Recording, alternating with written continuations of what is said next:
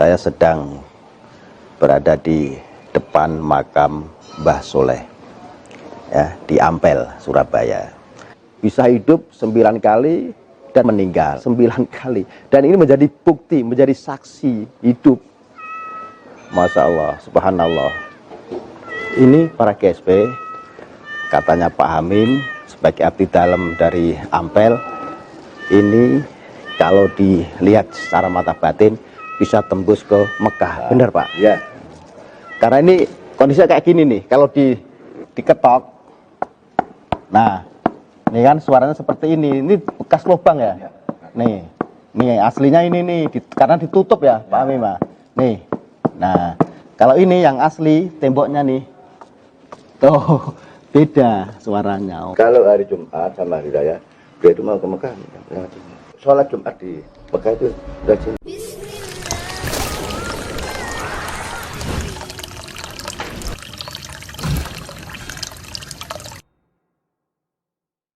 Istri saya, alhamdulillah, satu-satunya ya, 13 bersaudara, satu meninggal, ya. Dan yang bungsu, anak nomor 13, anak sial bukan ini. Yang terakhir nomor 13. Alhamdulillah belajar di Madinah, alhamdulillah hafal Quran, ya. Ya, dibilang anak sial, ya. Oleh karenanya banyak hal yang aneh-aneh yang tiba-tiba muncul di masyarakat. Saya baru kemarin pergi ke suatu kota di tanah air kita. Tiba-tiba saya diceritakan tentang suatu fenomena yang sangat aneh. Tentang suatu tempat, di situ ada namanya batu Quran. Barang siapa yang putar 7 kali, maka dia minta apa saja dikabulkan. Ya akhi, subhanallah, ya. Ini kesyirikan. Yang mengatakan ini syirik adalah ulama Syafi'iyah seperti Al-Mikrizi. Termasuk kesyirikan dalam perbuatan, kata beliau, adalah tawaf selain di Ka'bah. Orang-orang datang berbondong-bondong meyakini hal tersebut. Dari mana keyakinan ini? Cerita konon dan konon. Tanya-tanya gimana ceritanya kisah batu Quran ini? Ceritanya adalah salah seorang wali dari kampung mereka pergi berhaji. Tatkala sampai di haji, dia mungkin pergi naik kapal, kemudian zaman dahulu, waktu pulang dia tidak lewat jalur biasanya. Waktu dia pulang, dia masuk di sumur Zam-Zam. Demikian saya dengar ceritanya. Dia masuk di sumur Zam-Zam, kemudian dia tembus sampai ke kota tersebut di tanah air. Tatkala dia sampai di tanah air Zam-Zam bocor dari Mekah itu, bocor keluar.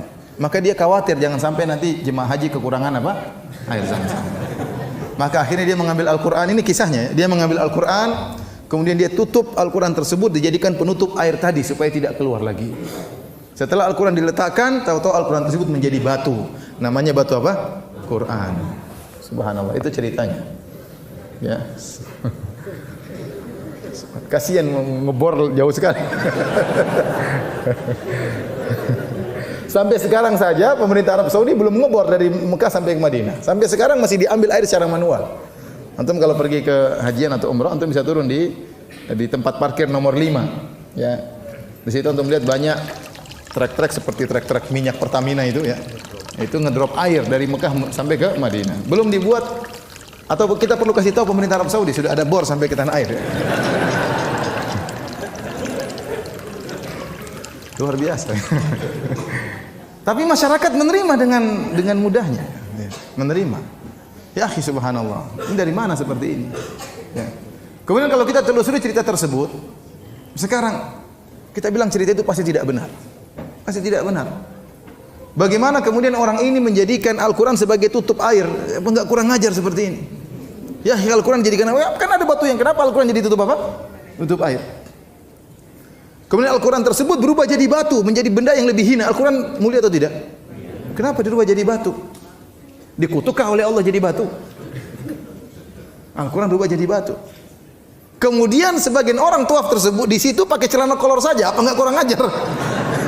Tawaf di Al-Quran pakai celana kolor.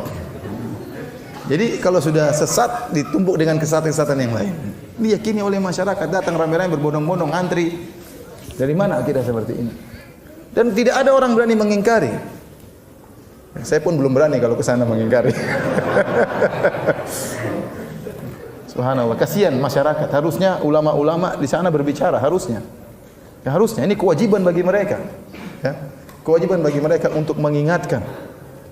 Ya, jadi kalau kita mau telusuri keyakinan yang tersebar di masyarakat sangat banyak dan tidak ada dalilnya dari Al-Quran maupun Sunnah Nabi Sallallahu Alaihi Wasallam. Sebelumnya saya pernah pergi juga di suatu kota di tempat yang lain di Jawa juga.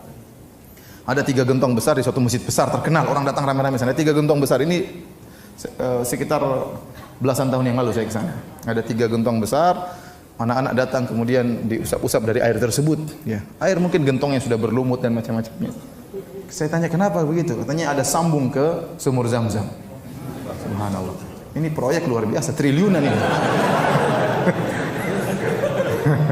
Antum bayangkan bikin lobang dari Jawa ke Mekah itu apa enggak triliunan itu? Bisa habis apa namanya? Anggaran negara. Baik, hadirin dan hadirat yang dirahmati Allah Subhanahu wa taala. Jadi yang berhak berbicara tentang akidah adalah Allah dan Rasulnya, terutama tentang sifat-sifat Allah Subhanahu wa taala. Kata Imam Ahmad rahimahullahu taala, la yusafullahu illa bima wasafa bihi nafsuhu wa bima wasafa bihi rasuluhu. La natajawazul Qur'ana wal hadis. Kata Imam Ahmad rahimahullahu taala, tidak boleh Allah disifati kecuali dengan apa yang Allah sifatkan dirinya sendiri dan Allah lebih tahu tentang dirinya. Atau yang disifatkan oleh Rasulnya.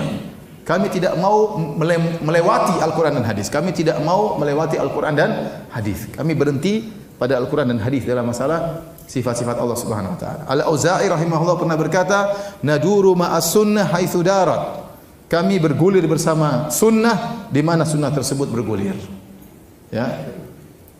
Kalau sunnah menunjukkan demikian, maka kita yakini tidak perlu kita ingkari dengan akal kita atau dengan yang lainnya.